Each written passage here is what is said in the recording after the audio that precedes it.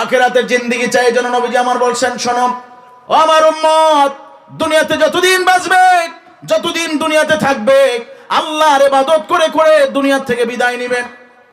তারপরেও আমি যেহেতু আল্লাহর বন্ধু, আমার উম্মতের জন্য আল্লাহর তরফ থেকে কিছু অবকাশ আছে। আমার উম্মত আমলে ঘাটতি হবে, নেকির পাল্লাটা পরিপূর্ণ হবে না, ঘাটতি থাকবে।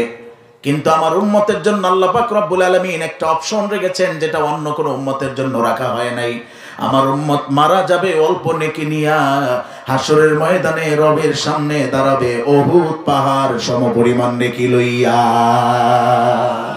আর জোর আওয়াজ করে বলেন না সুবহানাল্লাহ।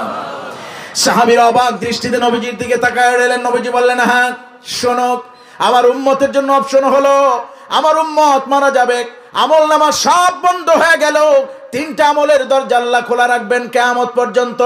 সুবহানাল্লাহ বলেন। কয়টা? কয়টা? ইল্লা মিন সালাসাতিন, ইল্লা মিন সাদগাতিন জারিয়াতিন। তার ভিতরে একটা হলো সদগায়ে জারিয়া। আমার উম্মত মসজিদে দান করবে, মাদ্রাসায় দান করবে, রাস্তাঘাট পোলসাকো করবে, গরিব মিসকিন এতিম অনাথদেরকে সাহায্য সহযোগিতা করবে। আমার ওই উম্মতের দানের বিনিময়ে যে মসজিদখানা হয়েছে, হাজার মুসল্লি ওখানে নামাজ পড়বে, সেজদা দিবে, প্রতিটা সেজদায় সেজদাকারীকে যেই রকম সওয়াব দেওয়া হয়, আমার উম্মতের ওই দানকারীকেও কবরে চলে গেল, তার আমলনামায় সেই সমপরিমাণ নেকি চলে যাবে। আরো জোরে বলেন না সুবহানাল্লাহ। মাদ্রাসায় দান করলে তো আরো লাভ। যেই ছাত্রটা একটা পবিত্র কোরআনুল কারীমের একটা হরফ পড়বে, আল্লাহর হাবিব বললেন একটা হরফে কমপক্ষে 10টা নেকি দেওয়া হবে। জোরে কর না সুবহানাল্লাহ। কয় নেকি? জোরে কর না, কয় নেকি? 10 নেকি দেওয়া হবে। এজন্য নবীজি আবার সাহাবীদেরকে বুঝাইয়া দিয়েছেন, না কুরলা আলিফ লাম মিম হরফুন বাল আলিফুন হরফুন ওয়া লামুন হরফুন ওয়া মিমুন হরফুন। আমি এই কথা বলি না যে আলিফ লাম মিম একটা হরফ, বরং আলিফ একটা হরফ, লাম একটা হরফ, মিম একটা হরফ। পবিত্র কোরআনুল কারীমের কেউ যদি আলিফ লাম মিম এইটু বাক্য তেলাওয়াত করে, তার আমলনামায় 30টি নেকি আল্লাহ তুলে দিবে। এই কাজে যারা সাহায্য সহযোগিতা করবে, তাদেরকে পড়ানোর মতো সুযোগ করে দিবে, পড়ার মতো সুযোগ করে দিবে, তাদেরকে খাবার দিবে, থাকার ব্যবস্থা করে দিবে। যারা সাহায্য সহযোগিতা করবে, ওই পড়নেওয়ালা, তেলাওয়াত করনেওয়ালা যেই পরিমাণে সওয়াব পাবে, সাহায্য করনেওয়ালা ব্যক্তিকেও সেই পরিমাণে সওয়াব দিবেন কে? আরো জোরে বল না, কে দিবে? আর একটু জোরে কর না, কে দিবে? আল্লাহ দিবে, সমান হারে সওয়াব দিবেন আল্লাহ। এজন্য বাবাজিরা আমার, দুনিয়ায় থাকতে সাদগায়ে জারিয়ার আমল আমাদের করে যাওয়া দরকার।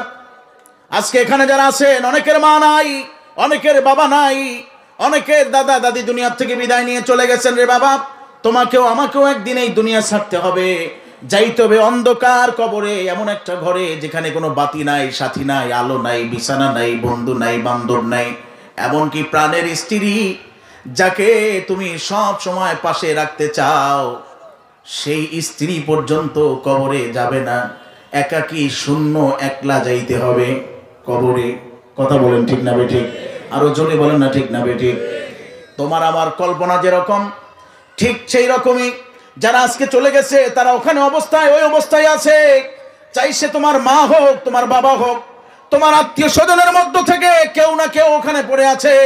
আল্লাহর কসম করে বলি, আজকে যখন বাড়ি থেকে রওনা দিয়েছো, কবরের পাশ দিয়ে যখন আসতেছিলে, তোমার আত্মীয় স্বজন, তোমার মা বাবা হাত ছানি দিয়ে দিয়ে ডাকছে, বাবা রে কোথায় যাও?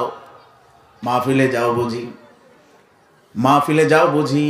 যা বাবা যা, নিজের স্বার্থপরের মতো একলার জন্য দোয়া করিস না। হাতগুলো যখন উঠবে, আমার কথা একটু স্মরণ কইরা আল্লাহর কাছে বলিস, বাবা আমি বড় কষ্টে আছি, আমি মুসিবতে আছি, আমি আযাবের ভিতরে আছি, তুই যদি একটু দোয়া করো, তুই যদি আমার জন্য একটু দান সদকা করো, ওই দানের সবটা আমার কবরে পৌঁছে যাবে। তুই দোয়া করে চোখের পানি ছেড়ে দিলে, তোর চোখের পানির বিনিময়ে আমার আল্লাহ আমার জীবনের গুনাহটা মাফ করে দিবেন। এই জন্য নবীজি বলছেন, আল মাইয়াতু ফিল কবরি ইল্লা কাল গারিকিল মুতাগাওয়াস। কবরে থাকা মানুষটি সমুদ্রে পড়ে থাকা মানুষটির মতো। ওই সমুদ্রে পড়ে থাকা মানুষটি যেমন নিজের জীবনকে বাঁচানোর জন্য হাতছানি দিয়ে ডাকে, ঠিক কবরে থাকা মানুষটিও জীবিতদের দিকে তাকায়া থাকে, শুধুমাত্র দোয়ার জন্য। কে আছে আমার জন্য একটু দোয়া করবে? সুবহানাল্লাহ বলেন, সুবহানাল্লাহ। আমাদের আত্মীয় স্বজনের জন্য দোয়া করার দরকার আছে না নাই?